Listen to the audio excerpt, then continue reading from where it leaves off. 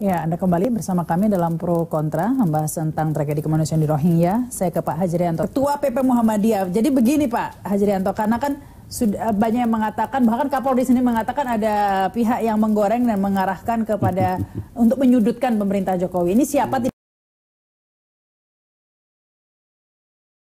tidak disebutkan memang, tapi arahnya ke ormas loh ini biasanya. Sepertinya begitu ya, itu saya yang mengartikan.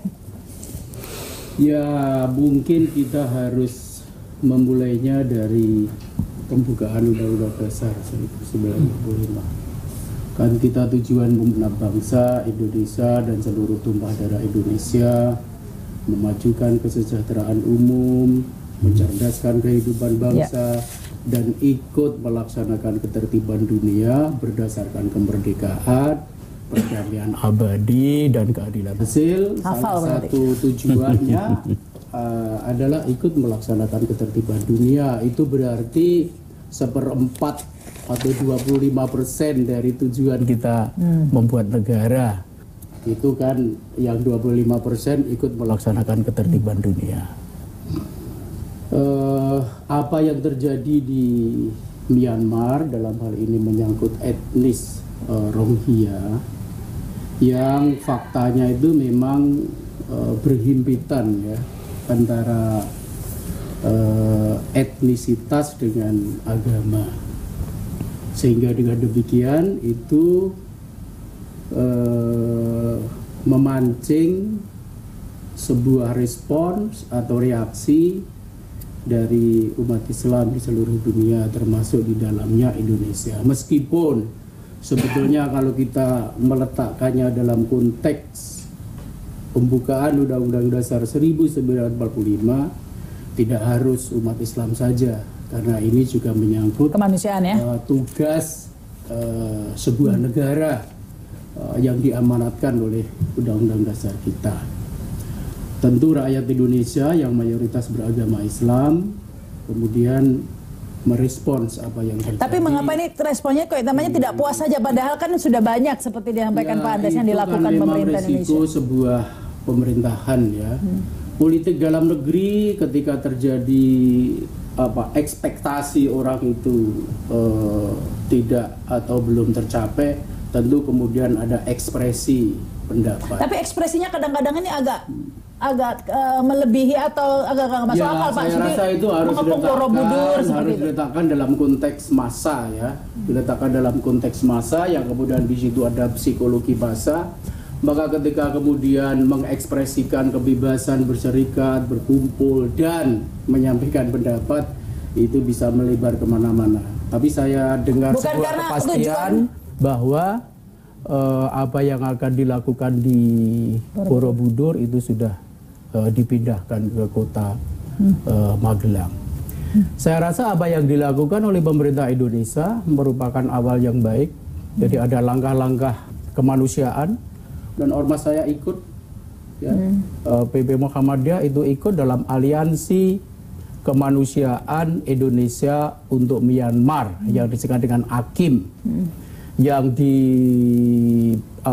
didorong oleh Menteri Luar Negeri.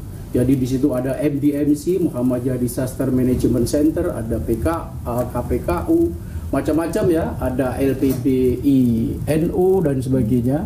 Bahkan untuk diketahui, untuk aksi-aksi kemanusiaan yang akan dilakukan ini, kami melakukan mobilisasi dana berpatungan ya. Jadi jangan dikira AKIM itu dengan APBN. Tapi AKIM itu adalah aliansi dari organisasi-organisasi kemanusiaan yang akan melakukan upaya-upaya dan langkah-langkah kemanusiaan, dan itu sudah dimulai beberapa tahun yang lalu. Tapi kalau langkah-langkah demo ini bagaimana nih Pak? Ya saya rasa kalau demo harus kita letakkan dalam konteks kebebasan berserikat, berkumpul, dan juga akan menggelar demo seperti itu Pak? Saya rasa secara kelembagaan itu tidak ya, tetapi umat Islam termasuk di dalamnya Muhammadiyah, ya mungkin ada yang terpanggil untuk melakukan bebas itu, tetapi saya rasa titik tekannya itu pada langkah-langkah kemanusiaan yang sudah dilakukan, dan itu sangat baik. Dan pemerintah saya rasa perlu untuk terus melanjutkan langkah-langkah diplomasi. Dan menurut hemat saya, pemerintah masih bisa melakukan langkah-langkah diplomasi dengan menggunakan 3 lingkaran. Yang pertama lingkaran ASEAN, organisasi ASEAN, kebetulan Myanmar juga anggota ASEAN. Saya rasa di situ juga ada Komisi HAM ASEAN. Saya bersama Pak Andreas Hugo, Pak Rira ini yang kedua, Pak, lingkaran kedua piagam ASEAN. Salah satunya piagam ASEAN itu nilai-nilai ASEAN itu adalah penegakan HAM. Baik, yang kedua? Yang kedua lingkaran OKI, Organisasi Konferensi Islam. Ini harus diberdayakan. OKI, Organisasi Konferensi Islam, jangan diam saja. Melihat saudara-saudaranya yang berada di Rakhine dari etnis Rohingya mengalami, Mbak Rahma tadi sendiri menyebut dalam pengaturan sebagai tragedi kemanusiaan. Ya, kejahatan kemanusiaan sebenarnya. Kejahatan kemanusiaan. Lalu lingkaran yang kenapa ketiga. dijudulnya jadi tragedi ya? Apa itu lalu lingkaran yang ketiga, lingkaran PBB. Dan sekarang pastinya. PBB sudah membentuk tim pencari fakta. Dan kebetulan salah satu pimpinan dari tim pencari fakta untuk kasus etnis Rohingya, Pak Marzuki Darusman dan teman kita. Baik. Jadi sesuatu yang sangat baik. Jadi kita jangan juga berlebih-lebihan mereaksi.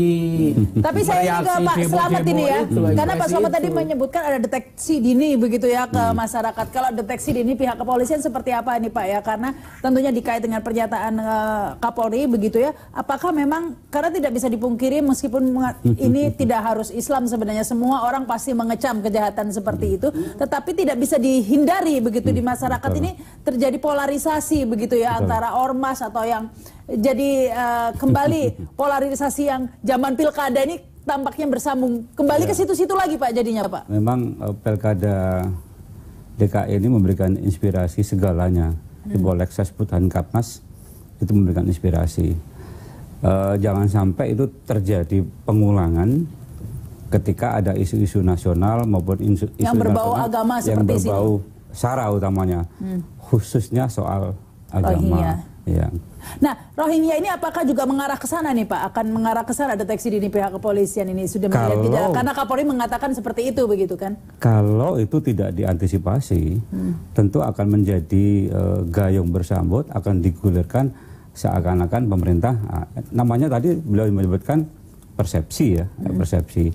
Sementara ormas-ormas sudah memandang pemerintah sudah cukup responsif, cepat, tapi pasti ada pihak-pihak lain yang kalau tidak diantisipasi. Siapa sih Pak pihak-pihak itu Pak? Ya kita tidak bisa menyebutkan. Ya tapi kan apa ya akan menimbulkan polemik di kalangan masyarakat begitu. Apa tidak lebih bijak dideteksi saja begitu oleh pihak kepolisian tanpa dikemukakan ke publik? Karena ini akan jadi saling petuduh nih kan di masyarakat. Ini pasti ini yang mau menjatuhkan Jokowi begitu. Perkiraan keadaan itu ada beberapa parameter tentunya yang harus menjadi analisa dari kepolisian. Dan kalau perkiraan itu tidak diantisipasi dengan baik, tentu akan berkembang menjadi lebih luas yang mengarah pada hal-hal yang bersifat negatif. Salah satunya kemudian Pak Kapolri menyampaikan statement itu adalah dalam rangka supaya tidak terjadi hal-hal yang bersifat konflik yang lebih besar. Ini kebiasaan dari kita bahwa antisipasi itu harus lebih kuat. Semacam warning gitu ya, di sounding dulu begitu. Warning, ya. Bukan semakin memperkuat itu. Tidak. Baik, kita akan membahasnya lagi pemirsa setelah pesan-pesan berikut ini. Kami segera kembali.